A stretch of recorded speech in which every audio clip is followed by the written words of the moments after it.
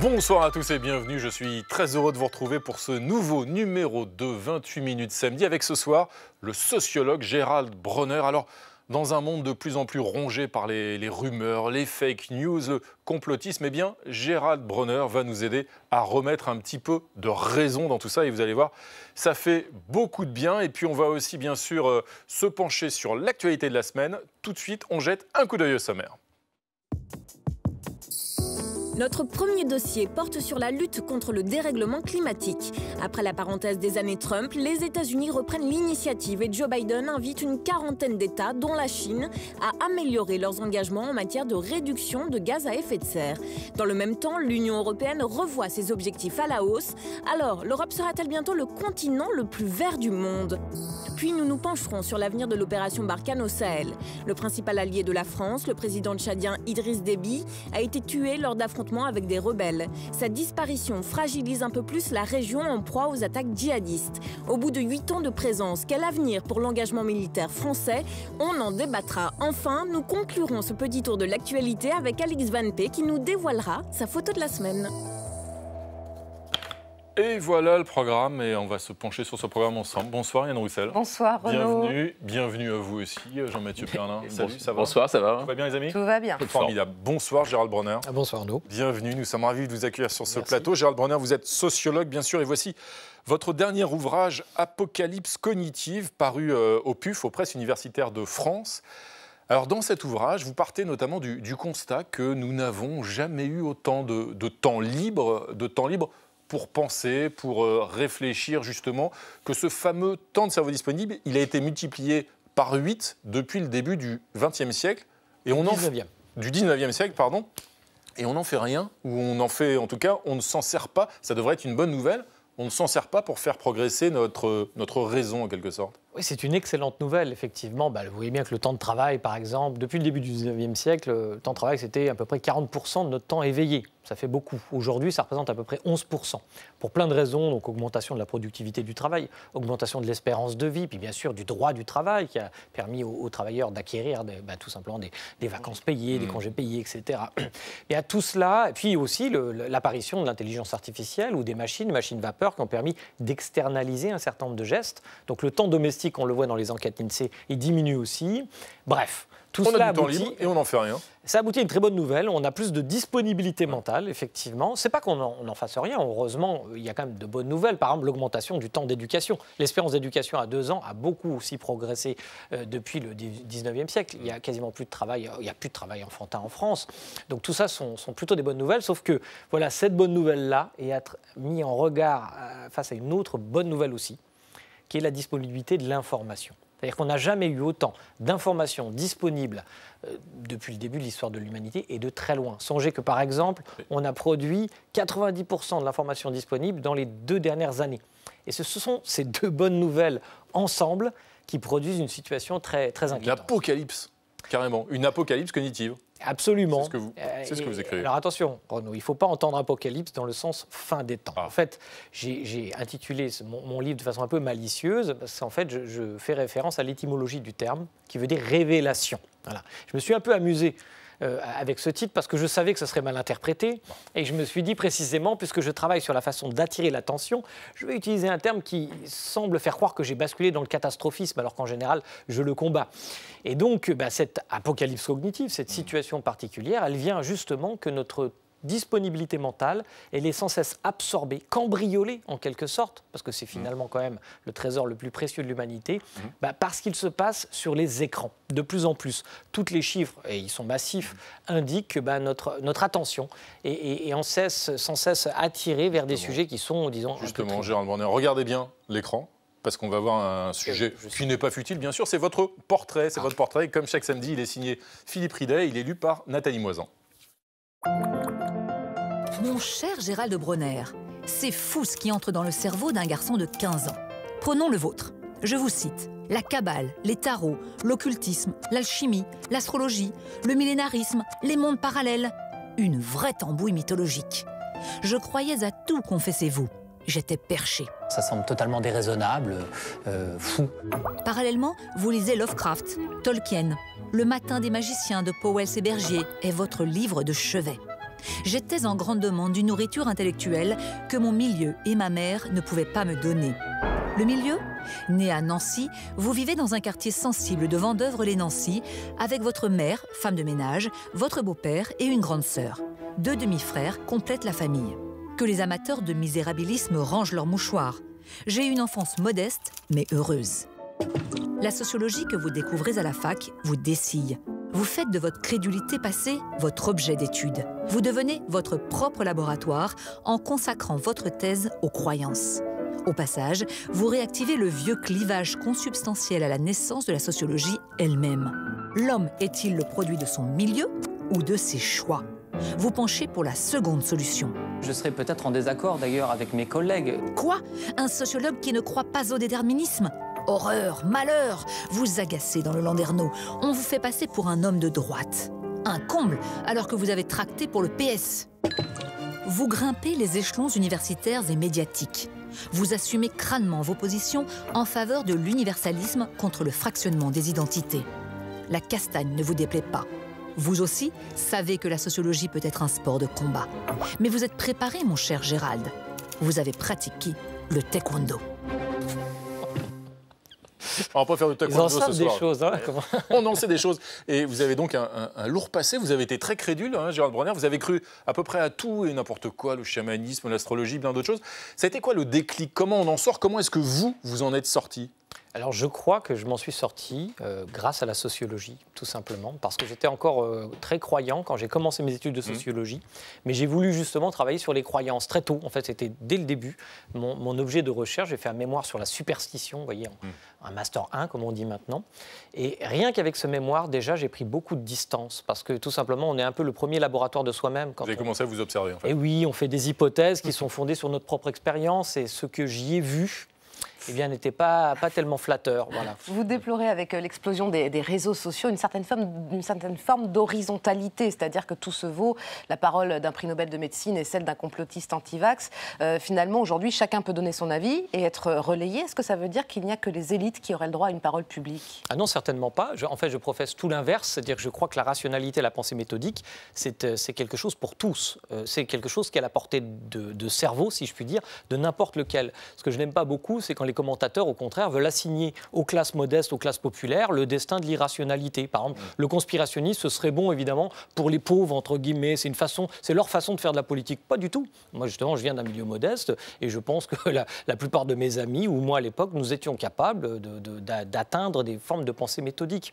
Donc, ce que je crois simplement, c'est que je ne crains pas du tout cette démocratisation du marché de l'information. Au contraire, je pense que c'est une étape plutôt positive dans l'humanité. Simplement, il y a une étape supplémentaire à franchir, c'est que, eh bien, on doit s'exprimer avec un sens des responsabilités. Et partager une information, la liker, c'est aussi évaluer sa véracité. Le problème, c'est que sur ce marché dérégulé de l'information, le vrai part avec un désavantage concurrentiel. Donc, ce qui m'intéresse, c'est comment penser les conditions politiques et sociales pour rétablir en quelque sorte une forme de loyauté dans cette concurrence entre toutes les propositions intellectuelles. Alors, dans votre livre, vous parlez beaucoup des fake news, hein, le phénomène qu'on a vu en plus exploser avec le Covid. Mais comment vous expliquez ce phénomène assez étonnant qu'on vit dans une époque de transparence et pourtant il y a de plus en plus d'intox? Comment c'est possible, ça? C'est le paradoxe de la transparence. Qu'est-ce que c'est la transparence, en fait? Finalement, c'est simplement une information. Une information qui auparavant demeurait dans un espace public, ou privé ou semi-privé, et qui devient public. Voilà. Et donc, on a longtemps cru, ça c'est intéressant, que la transparence, on continue à le croire, était de nature à créer de la confiance. Les politiques ont dit ça, il y a eu tas de lois de transparence, et j'applaudis à ces lois, bien entendu. Il n'y a pas de raison qu'on ne sache pas, par exemple, comment l'argent public est utilisé. Seulement, voilà, on est trop optimiste sur les effets qu'on peut attendre de ce genre de phénomène. Parce qu'en réalité, la crédulité se nourrit de tout. Si vous prenez le conspirationnisme, qui est un objet qui m'intéresse particulièrement, vous verrez que le conspirationnisme est aussi facilité par la disponibilité de l'information, par le nombre de photos, de vidéos qu'ils vont pouvoir interpréter à l'envi. Songez par exemple à ce qui s'était passé lors des attentats de Charlie Hebdo et des immondes théories du complot qui ont émergé de ces attentats. Un certain nombre d'entre elles étaient fondées en raison, croyaient-elles, parce qu'elles analysaient des vidéos, par exemple de ce policier qui s'est fait abattre sur le sol, et certains disaient, voyez, il n'y a pas de tache de sang sang, etc. Donc en fait... Plus on en montre, plus on peut nourrir aussi le conspirationnisme. Voilà, en fait, ça ouvre le domaine de l'imaginable. Alors on évoquait la crédulité et votre crédulité passée, hein, Gérald Bronner. Il y a des personnages extrêmement illustres, hein, et pour certains d'entre eux encore plus illustres vous, qui eux aussi ont versé dans la crédulité. On a une archive à vous montrer, et cette archive, eh bien, c'est une figure médiatique de l'astrologie. Oui, Elisabeth Tessier, vous connaissez? Et un doctorat de sociologie, alors. Collègue. La voyante, évidemment, régulièrement consultée par le président François Mitterrand entre 1990 et 1995. Il ne lui demandait jamais si, mais quand. Et Elisabeth Tessier a enregistré ces conversations 4 ans après la mort du président. Elle va donner ces enregistrements à Carl Zero, sujet diffusé sur France 3 le 24 juin 2000. On regarde. 3 cassettes confiées à Carl Zero. On y entend le président la solliciter à propos du traité de Maastricht ou ici en janvier 91 au début de la guerre du Golfe. Vous m'aviez d'ailleurs dit à cette occasion qu'il y avait des jours où il valait mieux parler, d'autres jours où il valait mieux pas parler. Alors, il va falloir que j'intervienne. Quel est selon vous le meilleur jour prochain? Dans les jours qui viennent là? Dimanche, lundi, mardi. Eh bien, il faudrait que je regarde cela, parce que je ne peux pas vous le dire à brûle pour point comme ça. Je l'ai vu par les faits, si vous voulez, qu'il avait tenu compte de mes conseils ou de mes suggestions, puisqu'après, je voyais qu'il parlait aux Français tel jour, ou qui était un des jours que je lui avais signalé comme étant bon.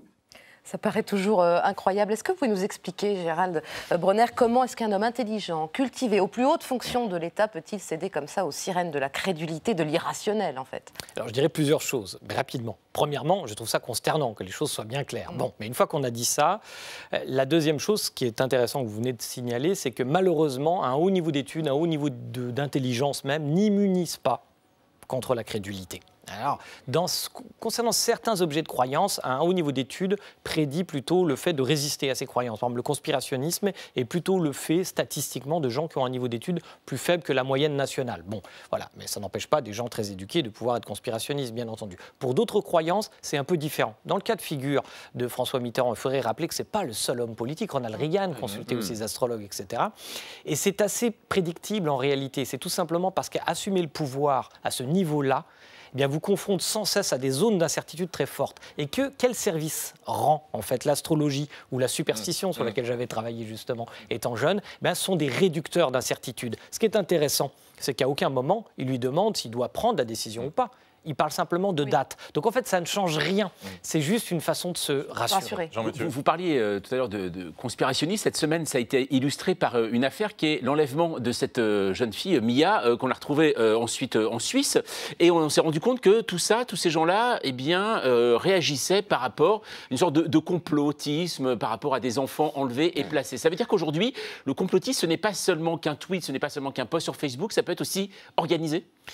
Je pense que là, s'il y a encore des gens qui croient que la crédulité, le complotisme ne peuvent pas sortir des mondes numériques pour venir impacter le monde réel en quelque sorte, je veux dire, ce sont eux les grands crédules. Je veux dire, ça peut être concret, quoi. À partir du moment où on a vu le Capitole envahi, n'est-ce pas, entre autres par des membres de QAnon, pas seulement, mais enfin quand même, tout de même beaucoup. QAnon, donc un mouvement connu sur le net, voilà, notamment de complotistes. Un mouvement complotiste américain qui soutenait entre autres Donald Trump très fort et qui avait aussi ce thème, ça rejoint le sujet d'aujourd'hui, c'est qu'il y avait aussi ce thème du réseau pédophile, sataniste, parce qu'évidemment, dans la théorie du complot, il faut toujours qu'il y ait une victime, n'est-ce pas? Parce que c'est pour ça que les gens sont en colère, c'est pour ça que la théorie du complot est souvent liée aussi à la radicalité politique ou religieuse, parce que précisément, ça met les gens en colère. Si vous croyez vraiment qu'il y a des gens qui enlèvent des enfants pour les donner à des gens riches, il y a de quoi, en effet, faire une révolution. Et donc, la victime idéale du récit, la pire, on est peut-être tous parents, moi je le suis, donc je peux parfaitement le comprendre, c'est la figure enfantine, mais c'est une figure qui a traversé toute l'histoire du conspirationnisme. Ça ne date pas d'aujourd'hui, n'est-ce pas? C'est-à-dire, même au Moyen-Âge, il y avait déjà des mythologies selon lesquelles certaines communautés mangeaient des enfants, par exemple. Vous voyez, donc, c'est une figure récurrente, effectivement, qui contribue à nourrir le complotisme. Alors, Gérald Bronner, vous allez voir, ici, tout est transparent, puisqu'on va maintenant, tous ensemble, partir pour un petit tour de l'actualité. Et comme chaque samedi, on va prendre le sillage de Gaël Legras, qui nous emmène voir ailleurs ce qui fait l'actualité hors de nos frontières. Ce soir, on part carrément pour l'autre bout du monde, direction la Nouvelle-Zélande. Vous vous souvenez peut-être de cette fameuse chanson de Jacques Higelin.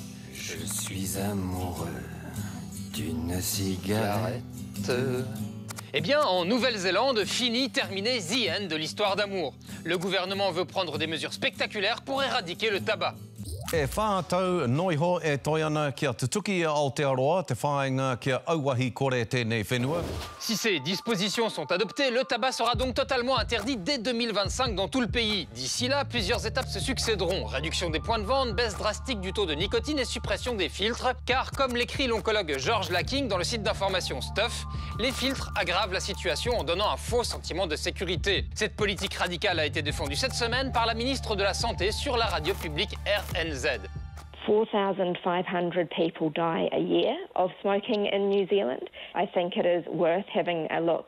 Changes because that's a huge number of people. Le plan, pour le moins ambitieux, ne laisse évidemment personne insensible. Stuff précise, l'objectif est impossible, les fumeurs n'ont pas l'intention d'arrêter. Et The Spin-off ajoute, un tantinet ironique, il y a un principe philosophique selon lequel les adultes peuvent prendre des décisions pour eux-mêmes. Certes, tous les journaux évoquent le risque de voir un marché noir émerger, mais le gouvernement reste déterminé car le tabagisme touche essentiellement les plus pauvres, notamment les Maoris. D'ailleurs, dans cette communauté où un tiers des membres fument, le New Zealand Herald précise, le cancer est la principale cause de décès chez les femmes maoris. Dans le Guardian, Shane Bradbrook, un représentant des autochtones, soutient le gouvernement. Pendant trop longtemps, l'industrie du tabac nous a rendus dépendants et a arraché notre argent avant de nous mener au cimetière. Point de vue partagé par la directrice du service de santé des Maoris. I think what we're really looking to here is something that's going to hold the tobacco industry to account. Mais en quelque sorte, le gouvernement néo-zélandais est d'accord avec Frédéric Dard quand il écrivait « Je suis anti-tabac, je trouve stupide de se suicider en incommodant ses contemporains. » Eh ben merci Gaël Legrain de cette référence à l'indémodable Frédéric Dard, Antonio. Ah là là. Nous allons maintenant nous attaquer à l'actualité de la semaine. Bienvenue à tous les deux. Nous accueillons du renfort et d'abord Marie-Roger Biloa. Bonsoir, vous êtes éditorialiste, directrice d'Africa International. Bienvenue à vous et à vos côtés, bonsoir John Henley. Vous êtes correspondant Europe du quotidien britannique The Guardian. Et tout de suite, cette première actualité de la semaine, Hélène, eh bien, c'est ce sommet initié par Joe Biden sur le climat. Avec une quarantaine de chefs d'État réunis en visioconférence cette semaine, du russe Vladimir Poutine au chinois Xi Jinping. Objectif, se mettre collectivement la pression avant la COP26 prévue en novembre. Ligne d'horizon pour réduire les émissions de gaz à effet de serre 2030. Crucial quand on voit que les émissions de CO2 ont encore augmenté cette année, plus 5%. Les États-Unis promettent de réduire leurs émissions de moitié. Joe Biden, on le voit, là, veut ouvrir une page verte après les années Trump. John Henley, est-ce que ces promesses sont crédibles ? Écoutez, on verra, mais c'est quand même important qu'il les fasse, je pense. Et c'est ça, en fait, si on regarde ce qui est important, ça aurait pu évidemment être plus important, être encore mieux. C'est quasiment un doublement des objectifs qui avaient été fixés par Barack Obama. C'est très important. C'est très important par rapport à l'époque de Trump. Évidemment, c'est important aussi que l'Europe a promis 55%, une réduction de 55%. Et on va y revenir. Là, c'est les États-Unis qui ouvrent la voie quelque part. Voilà, il y a une sorte de course au leadership, c'est clair, entre les États-Unis, l'Europe et la Chine, évidemment, bien sûr. Et c'est extrêmement important que Biden, il a pris ce pas. Marie-Roger Biloa, on a vu la Chine là, qui fait quelques efforts, elle qui fait tourner ses usines à charbon à plein régime. Elle promet de réduire sa consommation à partir de 2025. Cette surenchère entre les États-Unis et la Chine, ça peut être vertueux, ça peut être un cercle vertueux. Oui, c'est sur ça qu'on compte en fait, sur cette surenchère, parce qu'apparemment, maintenant, personne ne veut rester le mauvais élève de la classe. Mais l'événement ici, ce n'est pas les promesses qu'ils font, parce qu'elles les engagent plus ou moins. Quand on entend Bolsonaro qui dit je vais arrêter... Même le président brésilien, vous avez raison. Voilà, même le président brésilien, dont on sait qu'il ne s'est pas converti tout d'un coup à la défense de l'environnement et qui fait des promesses pour 2050, il n'y sera pas. On n'est même pas sûr qu'il soit là dans 2 ans, donc ça n'engage pas beaucoup. Mais l'événement là, c'est vraiment le retour des États-Unis, parce qu'on n'a rien appris là. C'est le retour des États-Unis. Ils sont tous venus exprès pour marquer ce retour des États-Unis et le fait que Biden ait commencé son premier grand sommet, c'est ça. la première chose qu'il a signée quelques heures après son investiture, c'était le retour à l'accord de Paris. Donc, c'est plutôt ça l'événement, parce que si on regarde tout ce qu'on nous promet, l'Europe, par exemple, dit on ne veut pas perdre le leadership. Mais qu'est-ce qu'ils ont fait pendant que les États-Unis n'étaient pas là? Justement, Marie-Roger Biloa, vous parlez de l'Union européenne, précisément dans ce concert justement d'objectifs ambitieux, les États-Unis, la Chine et d'autres. L'Union européenne ne veut pas rester à la traîne, Jean-Mathieu. Eh ben non, mais c'est vrai que 5 heures du matin, franchement, est-ce que c'est 1 heure pour s'entendre sur le climat? Non, mais c'est vrai, c'est parce que c'est au bout de 14 heures de réunion que mercredi matin, les représentants donc, du Parlement européen et des pays européens ont réussi à s'entendre donc sur un accord sur la loi européenne donc sur le climat. Le compromis fixe comme objectif de réduire les émissions de gaz à effet de serre des 27 d'au moins 55% d'ici 2030. Alors à l'origine, le Parlement européen, lui, il voulait une réduction de 60%. L'agriculture et le nucléaire, ça sera dans un autre accord. Les ONG critiquent ce texte parce que ça confie aux forêts tout le travail pour décarboner, ça ne sensibilise pas assez la société. Bref, ça hurle, mais c'est pas grave. On avait quand même un accord à présenter à Joe Biden et son sommet climat. Bref, nous restons leaders dans le combat climatique, affirme la Commission européenne. Donc, leader dans le combat du climat. Les États-Unis, eux, maîtres du jeu sur le climat, et la Chine conquérante sur le climat. Donc cette thématique est devenue un vrai sujet de rivalité, voire d'affrontement entre grandes puissances. Qui sera le champion de la réduction des gaz à effet de serre? Qui plantera le plus d'arbres? Aujourd'hui, on ne montre plus du tout les muscles, mais on sort ses statistiques face à l'adversaire. Et puis, en attendant, le réchauffement climatique, lui, il s'accentue. L'année 2020 a été l'une des 3 années les plus chaudes jamais enregistrées. Et sur le vieux continent, c'est encore pire, puisque jamais il n'avait fait aussi chaud en hiver comme en automne. Alors, John Hedley, donc, on sait maintenant, le Royaume-Uni n'est plus dans l'Europe. Et pourtant, lui, il se dit aussi champion du climat. Le Royaume-Uni, véritablement, avec des actes de la part de Boris Johnson.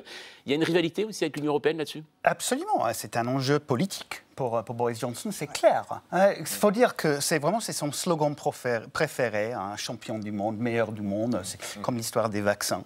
C'est exactement la même chose. C'est quelque chose qu'il aime dire. Après, évidemment, il faut joindre le geste à la parole. Il faut voir si ça est... si on regarde l'histoire du Brexit, on est forcé de constater que ce gouvernement britannique n'est pas toujours prêt à justement à tenir sa parole. Donc on verra, oui, c'est un cible très très ambitieux. C'est 78, réduire de 78% d'ici 2030 les émissions. Donc voilà, c'est largement supérieur aux cibles de l'Union européenne. Après, on ne sait pas si ça sera tenu. Gérald Bronner, s'il y a un sujet sur lequel les conspirationnistes et complotistes, on va dire, se sont exprimés ces dernières années, c'est bien le climat, le fameux climato-scepticisme, ceux qui remettaient en cause ces dérèglements climatiques. On a même vu d'ailleurs un certain nombre de responsables politiques. Vous évoquiez tout à l'heure le président brésilien Bolsonaro, l'ancien président américain Donald Trump aussi. Pourquoi un tel succès de ces thèses et aussi durablement? Là, d'abord, effectivement, ça rappelle que... par rapport à la question qui a été posée tout à l'heure, que ça rappelle que les flux de crédulité peuvent sortir dans le monde réel et avoir un impact terrible. C'est la sortie des accords de Paris par Donald Trump, qui a invoqué l'impression qu'il avait que tout à coup il faisait froid pendant 2 semaines comme argument contre le climat. Non, mais c'est évidemment, ça paraît trivial, mais c'est pourtant souvent c'est une modélisation de ce qui se produit, c'est-à-dire l'intuition contre le caractère contre-intuitif des données scientifiques. Donc ce qui est en train de se produire là, c'est ce qui peut nous arriver de mieux, c'est une compétition symbolique. Dans ce domaine qu'on voit, la compétition peut avoir parfois en effet du bon, et en effet le climato-scepticisme, alors qu'il est quand même, j'ai l'impression, un peu en régression. J'ai l'impression, vous savez que les pages se tournent, vous avez l'impression sur ce sujet-là, pour le coup, que le réel l'a fini par avoir le dessus, aussi tragique soit-il ce réel. Peut-être que c'est mon désir qui contamine mon croire, c'est possible, parce que je peux être crédule moi-même aussi, mais les données montrent en fait de façon longitudinale qu'en effet le thème climato-sceptique, en tout cas dans certains pays, ça a quand même beaucoup pris du recul depuis début des années 2000, où c'était vraiment extrêmement fort. Et donc, ça, c'est une des caractéristiques d'ailleurs de cette crédulité, c'est qu'elle est extrêmement nomade. Ça peut être les individus. En fait, QAnon, dont on a parlé tout à l'heure, c'est une franchise. Parce que dans 3 ans, ça va peut-être être d'autres types de groupes. Et le climato-scepticisme, comme d'autres thèmes, ça a été effectivement des étendards à un moment. Peut-être que ça va revenir. Espérons que non, parce que ça crée quand même du dégât. Mais pour l'instant, on dirait qu'effectivement, les conspirationnistes se sont concentrés sur d'autres types d'objets. Bon, on restera vigilant en tout cas. Et il est maintenant temps de s'attaquer à l'actualité en images. Avec le vu cette semaine, Derek Chauvin, le policier qui a tué George Floyd à Minneapolis en mai 2020, a été reconnu coupable de meurtre par le tribunal. Le nombre d'années de prison qu'il devra effectuer ne sera connu que d'ici 2 mois, mais ce verdict soulage une Amérique qui redoutait de nouvelles manifestations violentes.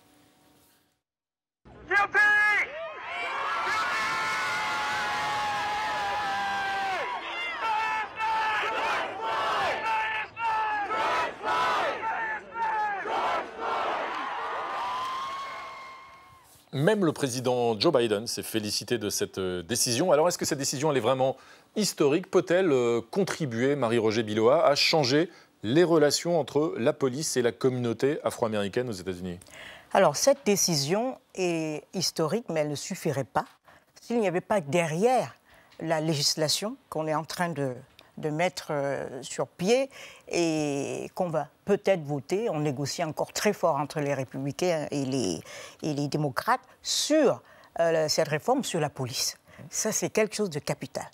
Et ce qu'il faut dire aussi, c'est que tout ça est possible parce qu'il y a Joe Biden. Joe Biden a apporté une impulsion. Je pense que le même drame sous Donald Trump n'aurait pas eu les mêmes résultats. Le même procès, en tout cas, puisque le drame a eu lieu sous le mandat de Trump. C'est vrai, le meurtre de George le Floyd. résultat, c'est-à-dire l'acquittement de la police. Et sur ça, il y a quelque chose qu'on n'a pas dit assez, et qui va dans le sens de la contribution de Joe Biden au climat. C'est qu'au climat actuel, qui est plein d'espoir, c'est que on a récusé, les législateurs américains ont récusé le premier procureur qui, naturellement, aurait dû s'occuper de cette affaire. Et on a nommé un Afro-Américain, c'est-à-dire le gouverneur du Minnesota a accepté de nommer le Kit Ellison, comme en disant, voilà, il s'est immédiatement entouré de la meilleure équipe possible. C'est-à-dire qu'il y a eu un travail fait en amont pour aboutir à un vrai procès et au résultat qu'on a vu.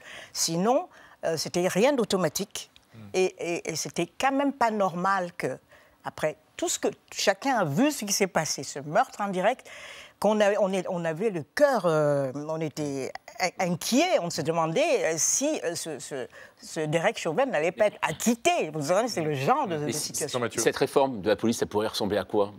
Parce qu'on a l'impression que ça va quand même très profondément, parce qu'en effet, vous êtes plein d'espoir, et en même temps, il y a eu aussi des jeunes noirs qui ont été tués. Il y a eu notamment un jeune noir qui a été tué pendant le procès. 2 jours avant et après. Juste après le verdict. C'est absolument pas. Cette réforme, elle est importante parce que ça va interdire cette prise d'étranglement qui a tué George Floyd. Ça va aussi interdire les perquisitions surprises qui ont fini par tuer la jeune Breonna Taylor. Oui. Donc voilà des gestes très précis qui vont être interdits. Et aussi probablement. Mais pourquoi c'était un verdict? C'était un verdict historique parce qu'il faut quand même se rappeler qu'il y a 2% des policiers américains sur les 10 dernières années qui ont tué quelqu'un, qui ont fini par être condamnés. 2%. 98% ont été acquittés. Donc c'est pour ça que c'est historique. C'est historique aussi parce que ça avait un impact vraiment global, comme vous avez dit, Joe Biden, mais il y a aussi Boris Johnson, il y a plein de leaders politiques qui sont impliqués à ce verdict. Mais c'était un moment historique aussi et très, très frappant. Parce que c'était une victoire, évidemment, pour Black Lives Matter, le mouvement que ça a déclenché, mais quand même, c'était la condamnation qu'un seul homme. Et pour la police, pour ceux qui croient dans un racisme systémique aux États-Unis, que je pense évidemment existe, c'est très possible pour les policiers, c'est très très facile maintenant pour les policiers de dire, c'était qu'un brebis, comment on dit, brebis galeuse. Bizarre expression, mais voilà. Pas de soucis, on n'a pas de... C'est un mauvais exemple, c'est pas de système. On va enchaîner maintenant avec notre deuxième sujet d'actualité, Hélène, c'est l'instabilité accrue de la situation au Sahel après la mort du président tchadien Idriss Déby. Oui, alors Emmanuel Macron était hier à ses funérailles. Idriss Déby, président du Tchad, 30 ans de pouvoir, à peine réélu en début de semaine, qu'il est tué dans des combats avec les rebelles de l'opposition. Son fils a pris la tête d'un conseil transitoire, mais la présence du chef de l'État, finalement, hier aux funérailles, montre à quel point nos deux pays sont reliés. Le Tchad, principal allié, on peut le rappeler, de la force Barkhane dans la lutte contre les djihadistes au Sahel. Est-ce que la France, Marie-Roger Biloa, doit s'inquiéter? Est-ce que le Tchad peut s'effondrer? Non, le Tchad ne peut pas s'effondrer, je ne crois pas du tout. Et c'est très dommage qu'on ne parle du Tchad que d'une manière unidimensionnelle et qu'on ne parle que comme... je sais pas, un allié de la France dans les problèmes de sécurité au Sahel, alors que Idriss Déby, qui est chef d'État, dans son leadership, on ne parle que de ce qu'il fait au Sahel et pour la sécurité, le bouclier du Sahel, etc. Mais le pays ne va pas s'effondrer parce que les voisins, c'est le Soudan et la Libye. Je crois la Libye, concrètement, a autre chose à faire que de venir. Le Soudan, pareil. Donc, ce n'est pas un danger à ce niveau-là. Sur le plan intérieur, bien sûr, il y a des rivalités, mais elles ne peuvent jamais conduire à l'effondrement.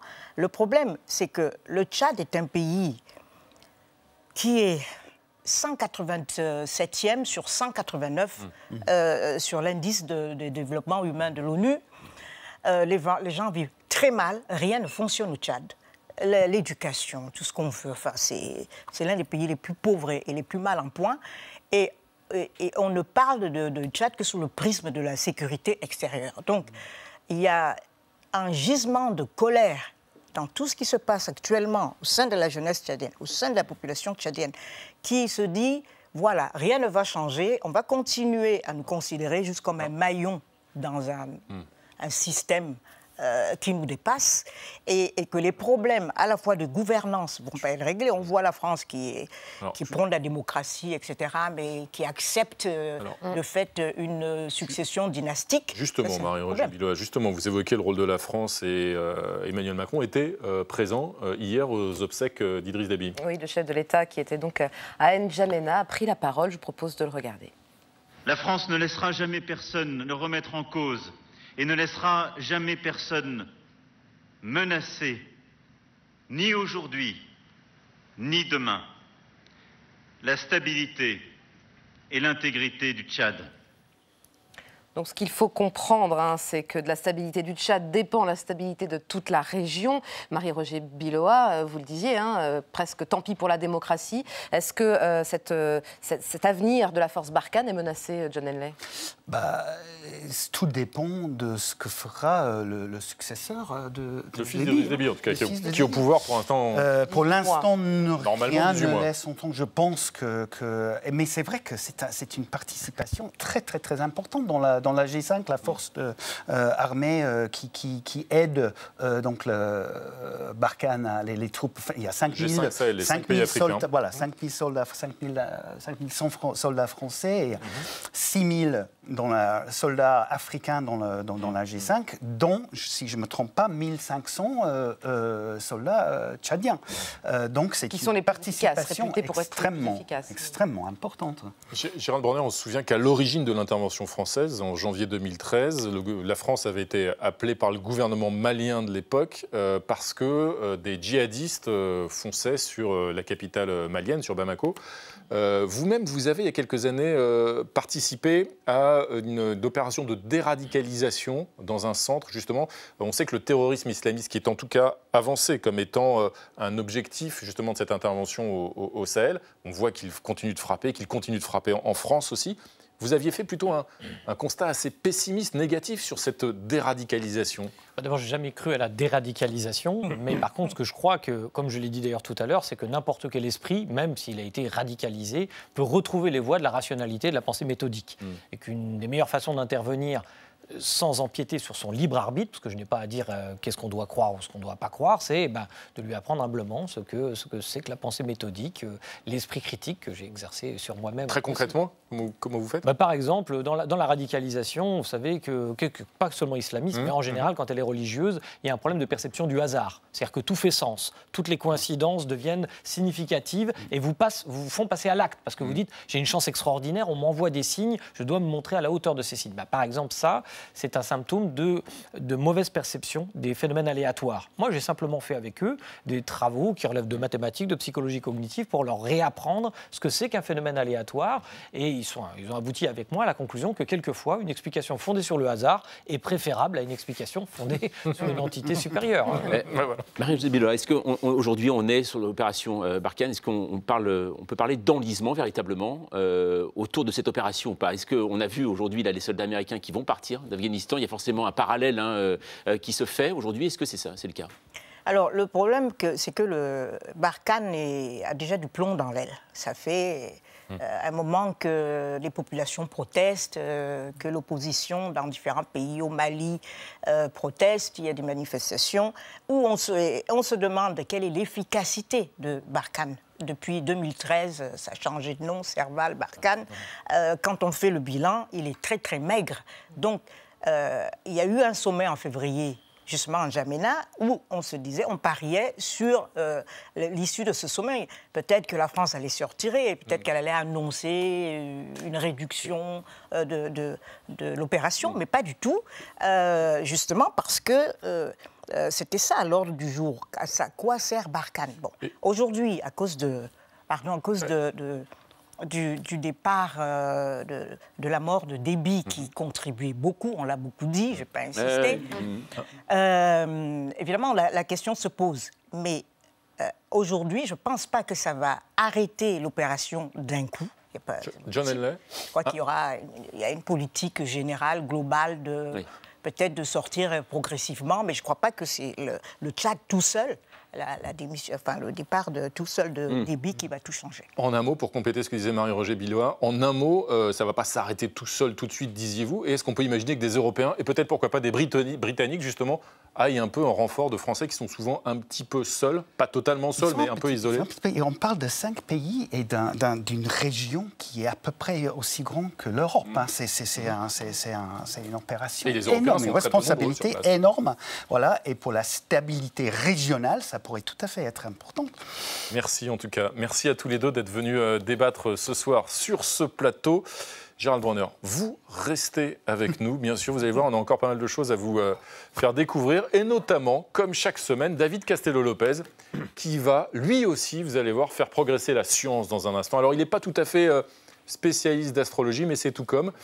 Vous allez voir, il pose, David Castello-Lopez, encore une fois ce soir, une question intéressante. Les prédictions des experts sont-elles fiables ?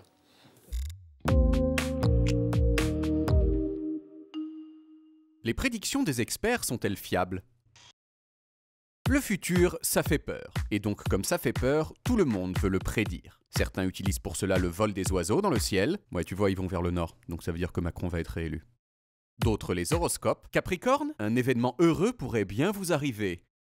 Ou pas. Et d'autres enfin font confiance aux experts. Des gens qui transpirent la sagesse et la compétence et dont on estime qu'ils vont pouvoir nous guider dans le noir de l'avenir. Mais alors, est-ce qu'on a raison de leur faire confiance? Eh bien, c'est ce qu'on va voir. Intéressant. Bon, déjà, il y a un certain nombre d'exemples assez rigolos d'experts qui se sont trompés. Le plus célèbre, c'est probablement Paul Ehrlich, biologiste à l'université de Stanford. En 1968, Paul a publié La bombe démographique, un livre qui s'est vendu à des millions d'exemplaires et qui prédisait, entre autres choses, que dans la décennie suivante, le monde serait ravagé par une famine sans précédent. Au minimum, disait Paul, on comptera de façon certaine 500 millions de morts. Mais rarement un expert s'est trompé à ce point. Entre 1961 et 2000, la population mondiale a doublé, mais le nombre de calories moyennes consommées par la population a augmenté de 24%. Dans les années 60, le taux de mort par famine dans le monde était de 50 pour 100 000. Dans les années 90, il était tombé à 2 pour 100 000. Cette histoire et de nombreuses autres ont attiré l'attention d'un chercheur américain en sciences politiques, Philip Tetlock. En 1984, Philippe a eu une idée, tester scientifiquement la fiabilité des experts.